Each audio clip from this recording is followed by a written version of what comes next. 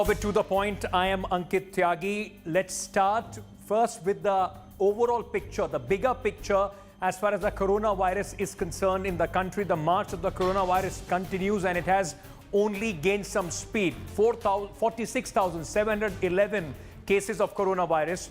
The death toll has crossed 1,500, stands at 1,583 in the country. Worst hit state remain Maharashtra right at the top with 14,541 cases, 583 deaths. Gujarat is at number 2 with 5,804 cases and 319 deaths. In fact, Delhi, the number in fact shows that it's about 4,898 and 64 deaths. Few more cases have come to light in Delhi. We'll be updating those numbers. Delhi has also crossed the 5,000 mark. And this is, we are talking about the second day of the lockdown. Now, I want to go across to our top story. Massive politics has erupted between the centre and the West Bengal Chief Minister Mamata Banerjee over the coronavirus.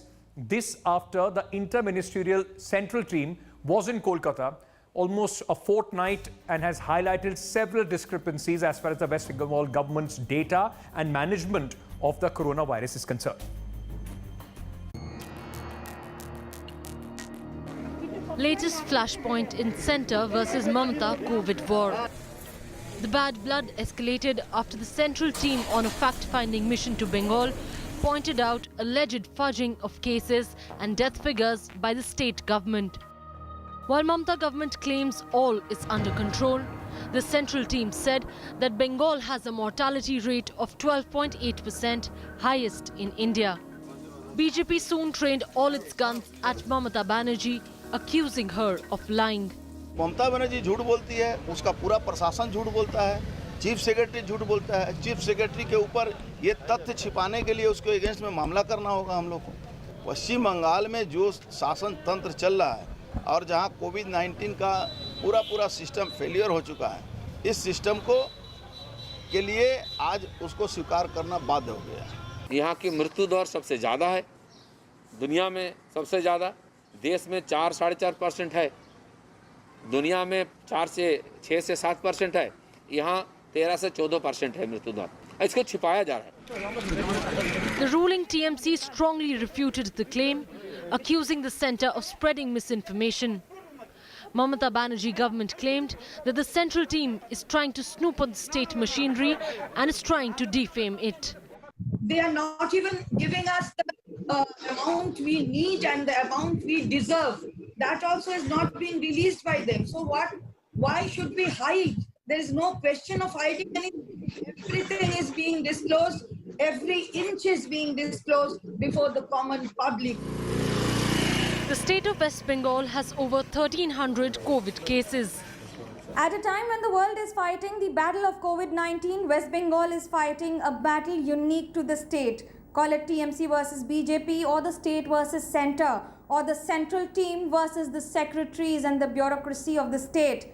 It is getting murkier and one notch higher with every passing day.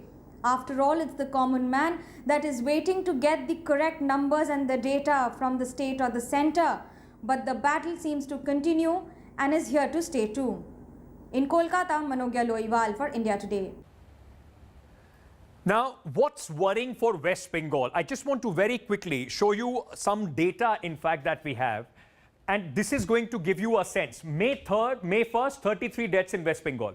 May 4th, 35 deaths. Now, look what happens in 24 hours. From May 4th to May 5th, the number of deaths in West Bengal jumped to 133. I mean, this is unprecedented. And the government's argument on this is that we have changed the parameters. Now, this includes the deaths due to comorbidity. And why is it worrying fact? Why is West Bengal a worry for the entire country? Because I'll just show you where does West Bengal stand as far as the mortality rate due to COVID-19 is concerned. At 10.56, that is the health ministry data. This is way higher than any other state or the national average. Let's take a look at few states. 5.7 in Madhya Pradesh, which is also higher, 3.3 of the entire country. 5.4 in Gujarat. It is also higher, but it's almost double. The West Bengal is almost double, 4.2 in Karnataka. Just a comparison of few states, 4% in Maharashtra. This is the mortality rate all across Maharashtra. Remember, has the highest number of cases. Rajasthan, 2.5% is the mortality rate as far as the patients are concerned. 1.8 in Uttar Pradesh.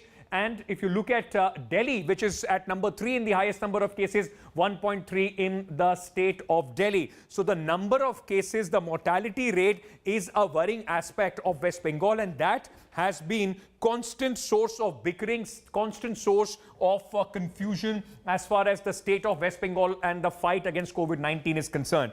Joining me now on the broadcast, Union Minister Babul Supriyo. He is Member of Parliament from West Bengal. We also requested the TMC. So far, no response from them. But let's very quickly just try and understand from Babul Supriyo.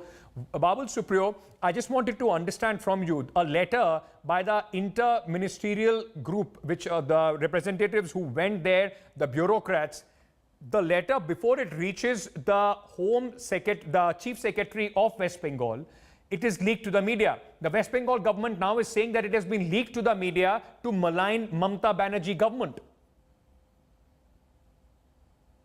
West Bengal has done criminal injustice to the people of Bengal by underplaying and toying with the data, the actual data pertaining to COVID-19. There has been n number of proofs. See, these are not accusations by BJP, not accusations by all the political parties unitedly for West Bengal, not hue and cry raised by the citizens of West Bengal, by the residents of West Bengal, but these are facts, videos, documents that were in the public domain, whether it was leaked or whether those documents needed to be produced to counter the blatant, shameless falsehood that was being thrown by Mamata Banerjee, or under her inspiration, as they say, by Derek O'Brien, saying that the central team are the real vitriolic virus that has come to West Bengal to spread, to infect West Bengal. This is the kind of language that he has used. Today, a TMC Mantri goes ahead and says that Centre is trying to make West Bengal the next Wuhan. How do you counter this kind of uncouth, absolutely ludicrous comments made by state government when, why does Mamata Banerjee want to take so much of importance on herself that the central government in this crisis has no other job but to find out flaws about Mamata Banerjee? But the government of West Bengal, Babul Supriyo, now says that they are cooperating. The number of tests have gone up. They are now testing more than 2,000 people every single day. At this point of time, the government says the centre is now only using all these means to malign them because they are now cooperating. Largely, the guidelines given by this ministerial group has also been, according to the West Bengal government, in fact, put in place. They have no other option, and that's what I said with all humility, with folded hands. Said, Didi, stop all this and actually get to the basics and abide with the rules. And which yesterday the Chief Secretary actually made that statement that we have made we made a very complicated way of calculating the COVID deaths, and that's why all the discrepancy was there. But how do you respond, Mr. Minister, to the accusation that districts like Kalimpong, district like Jalpaiguri, all these districts are reporting 0 cases in the last few days, but they have been put in red zone. The government highlights this as an example of the malice as far as the actions of the central is concerned. Look at Delhi, look at other states. None of the states have actually raised any objection about the red zones, green zones, hold on. About the number of districts. It's only West Bengal. I'm sorry. Let me correct you, sir. Let me correct you. The government of Delhi, the Chief Minister Arvind Kejriwal, in an interview to India Today, have also said that they are not happy with the government putting all 11 districts. So it's not just West Bengal government. There are other governments and the Chief Minister who have, in fact, also gone ahead and expressed displeasure. Extraordinary circumstances, they demand extraordinary actions. Like yesterday, in spite of we going through the lockdown 3.0, yesterday recorded the largest number of cases in the country, about 3,900 odd. So what I'm trying to say is that if the centre has been a little conservative in marking districts, yes, Arvind Kejriwal ji has raised some questions. He has said that he's going to get into a dialogue with the health ministry to see if something can be done. He's not making blatant statements like this. The West Bengal Center is trying to turn West Bengal into a Wuhan by increasing the number of red districts. So there is a difference. There's a very thick line that exists between what Arvind Kejriwal ji said and what Mamata Banerjee has said. So, this mudslinging can go on, but the only casualty are going to be the people of Bengal. If the number of COVID cases, deaths, now Center have released the data after what... Let's leave it there, sir. And I will, in fact, it would have been better if there was a TMC representative reacting to what you are saying. But at this point of time, unfortunately, they have not responded to our request for a representative from their party. We'll leave it there. Babul Supriyo, thank you so much for joining us. That was Babul Supriyo, in fact, speaking about the politics which is going on in West Bengal, still saying that Mamata Banerjee government is hiding data, fudging numbers as far as the coronavirus crisis in the state is concerned. It is worrying, the kind of deaths that are being reported from the state. I now want to shift focus to the other big story. And this is absolutely outrageous, which in fact the story that we are going to now speak about. Huge outrage on social media over a group of boys, a group in fact who call themselves Boys Locker Room, after the screenshot of this group's chats, obscene chats, went viral online. Members of the group, who are students of class 10th and 12th of some of the most reputed schools in Delhi, have shared images of their classmates, of other girls, those who are minor, without their knowledge, without their concern, along with absolutely crude comments, and even have been speaking about gang rape very, very casually. So far, 10 members of this group has been identified. Most of these boys are under the age of 18. They are being questioned. Few of them who are over 18 are being questioned by the police. The others, the minors, are being dealt as per the provisions of the Juvenile Justice Act. Take a look at this very disturbing news coming in from the national capital.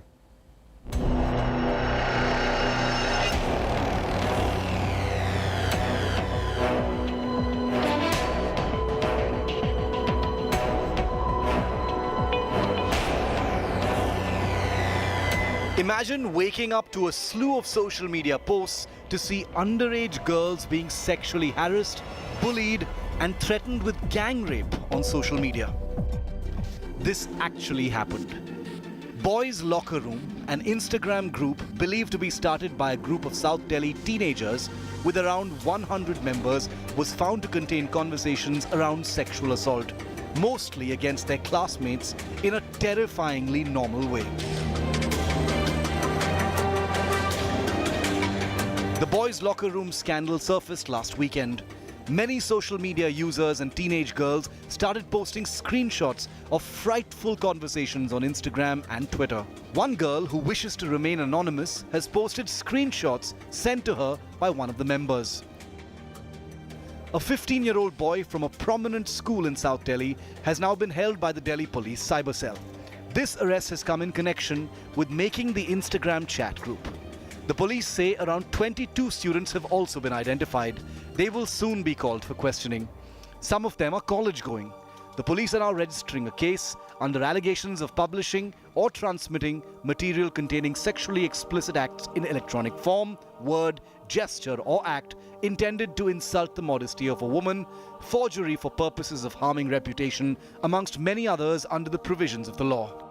While the Delhi Cybercrime Cell has written to Facebook, which owns Instagram, for details, Facebook has issued a statement to this regard condemning the incident.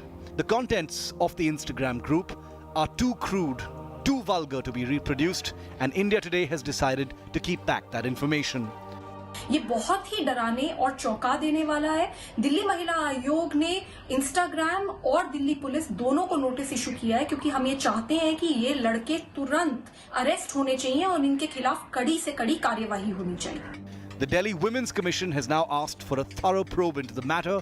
A directive has been issued to the Delhi Police to file a case against the culprits. Bureau Report, India Today. As we told you in that news report, the contents of this entire chat are so disturbing that they can't even be in fact put across in a news report. Joining me now on the broadcast, in fact, is Dr. Shivani Misri Sadhu. She's a counselor and a psychologist. We also have Shimoy Piyu Kundu. She's an author. Manvi Gagru is an actress. She has also spoken about this. I just, the most, and I want to start with you, Doctor. Most, when you go through this chat, most of these comments are so disturbing, but it's on the other level, it's also disturbing because, not a lot of my friends, colleagues in the newsroom, women, men, nobody was surprised. I mean, it came as if this is something which is so new normal as far as the expectations are concerned. Yes, unfortunately, our kids are living in a highly sexualized society where they're exposed to sexual languages, images, and behaviors before they are even developmentally ready for it. And I don't think that lockdown has much to do with this, probably because this has been happening for so long, and suddenly now this one news has come up, and suddenly everybody has woken up, and everybody is having those intellectual discussions amongst each other. And then what will happen after that once this story subsides? Everybody will go back and hibernate as if it never happened. So it is sad, but it's not the first time it happened. This has been happening for so long. Yeah. That that only the kids are not to be blamed for this. Manvi Gagru, I just wanted to, bring you in on this because I was just reading a comment, or I just heard a comment that you had also made on this. This kind of misogyny, it seems to have been so streamlined, so institutionalized. It just seems that young men have absolutely no fear. We are talking about mostly students, I mean class 10, 12th students, and they're talking in this crass manner about their classmates. Absolutely no fear when they even talk about, use words like gang rape.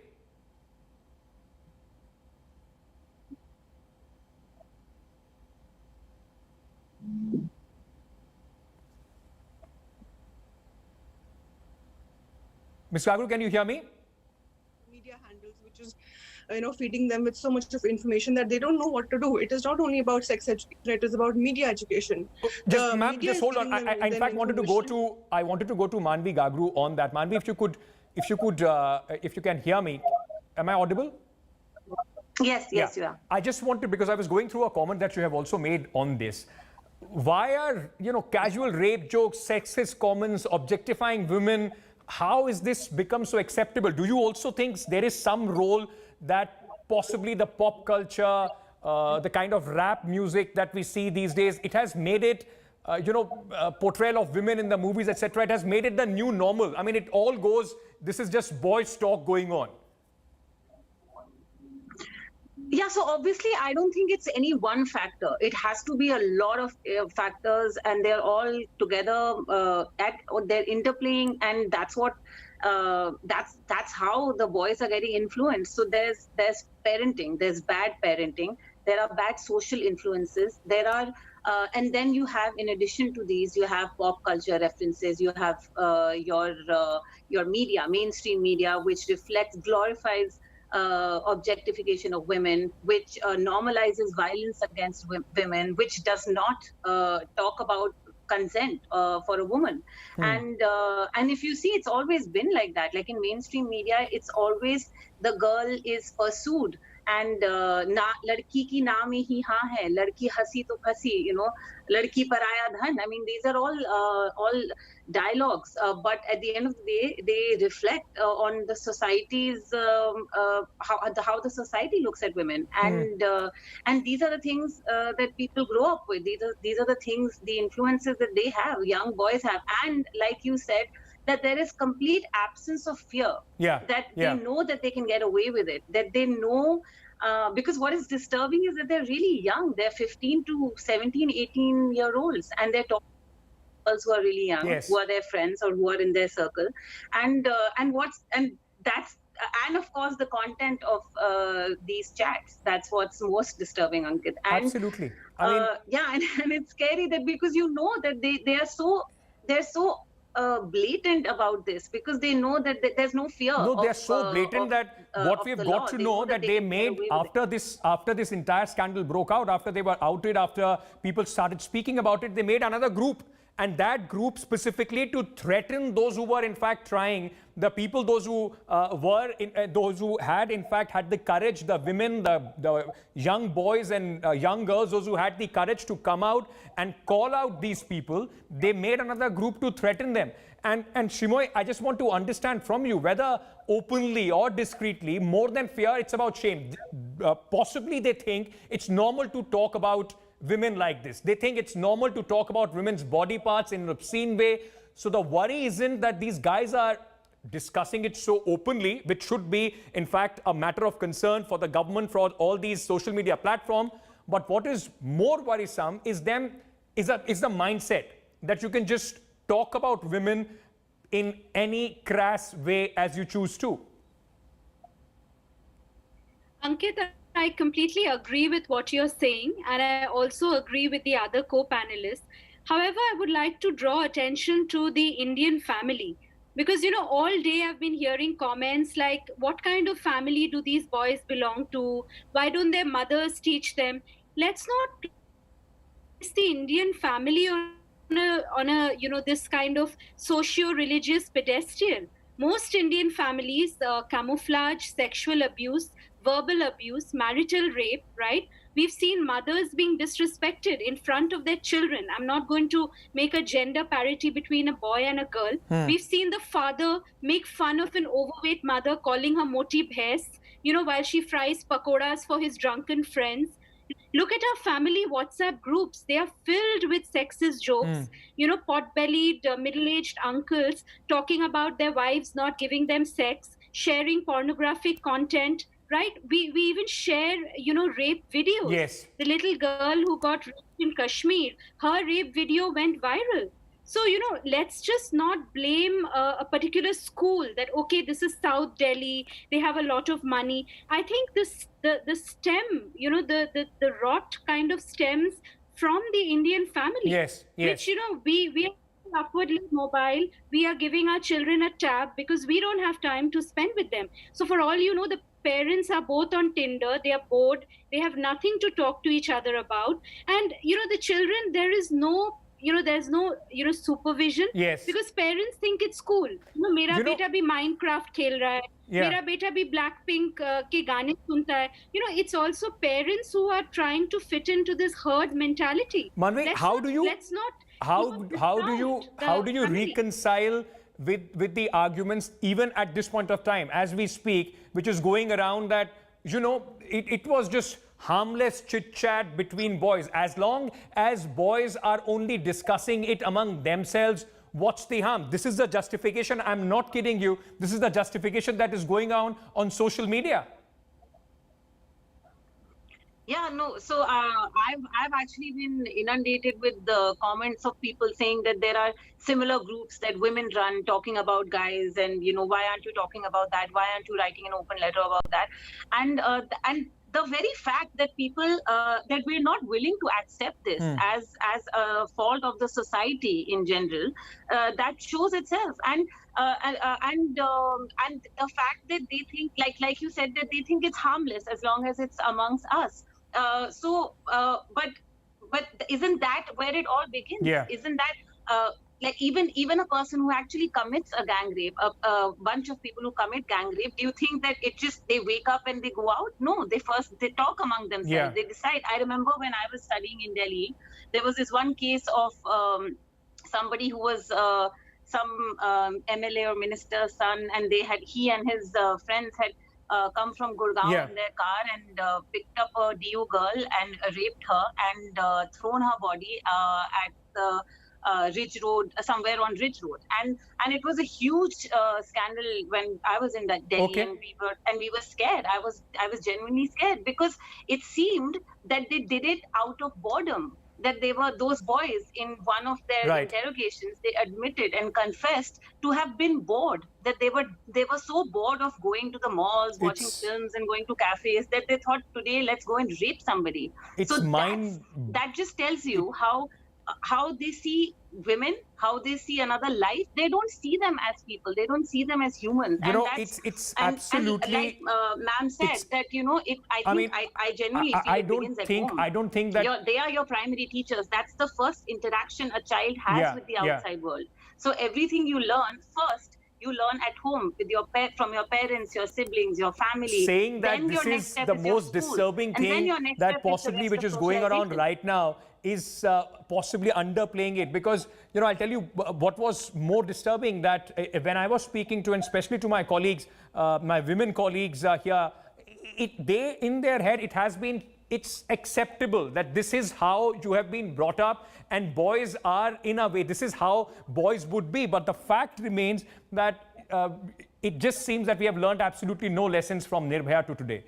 So much outrage, about a juvenile being in fact involved in the case, and despite that, so much discussion, laws being strengthened, nothing seems to have been learned as far as the society on the whole is concerned. I'm sorry, ladies, I would have wanted to discuss more about this, and possibly tomorrow we'll do more on this, because this is a story that just highlights the tip of the kind of society that we are becoming. This is a reflection, a mirror. This WhatsApp group is a reflection, a mirror of the kind of people that we are becoming, and this is a real worry, at least at this moment, and this is something that needs to be dealt at multiple levels. Thank you so much to all my guests for joining me. At this moment, I'll have to, in fact, end the bulletin. We are completely out of time. I'm just a request to the parents. Please just don't let internet be so free or privileges be so easy that you lose control over what, or you lose absolutely a sense of what your children are doing. There has to be some monitoring there as well, especially to the young gullible minds. I have to close the show right now. Thank you so much for being with us. Good night.